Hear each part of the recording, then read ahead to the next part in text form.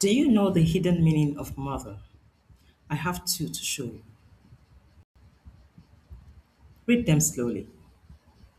Missionary of the home, establishing righteousness. Manager of household, empowered by revelation. A mother is more than a parent.